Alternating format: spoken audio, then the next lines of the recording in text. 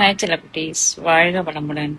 அனைவருக்கும் இனிய செவ்வாய்க்கிழமை நற்காலை வணக்கங்கள்.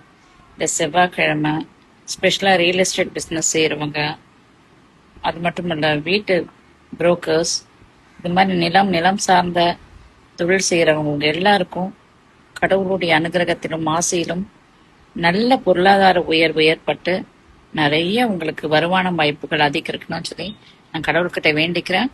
முடிஞ்ச வரைக்கும் இன்னைக்கு துவரம்பருப்பு தானம் நீங்க மற்றவங்களுக்கு கொடுங்க. துவரம்பருப்பினாலான உணவுகளை பசுக்களுக்கு தானமா கொடுங்க. அது மட்டும் இல்ல, எல்லாமே முடிஞ்சு போச்சு, இனி என் வாழ்க்கையில ஒண்ணுமே இல்லை, நான் இழந்துட்டேன், இனிமேல் என்னால திரும்பி சம்பாதிக்க முடியுமா அப்படின்னு ஏங்குற ஒவ்வொருத்தருக்கும் இந்த நாள் குறிச்சு வச்சுக்கோங்க. உங்க வாழ்க்கையில நீங்க ஏறெடுக்கிற எந்த ஒரு காரியமும் இனிமேல் ஃபெயிலியர் ஆகாம கண்டிப்பா சக்சஸ்ஃபுல்லா தான் நடக்கும்.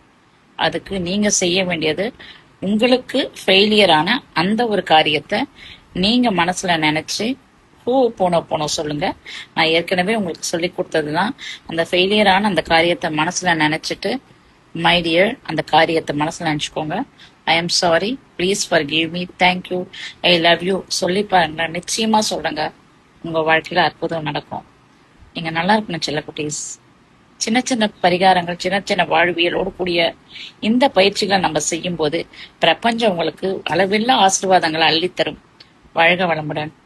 நான் உங்களுக்காக ப்ரேயர் பண்ணிக்கிறேன். எனக்காக நீங்களும் ப்ரேயர் பண்ணிக்கோங்க. வாழ்க வளமுடன்.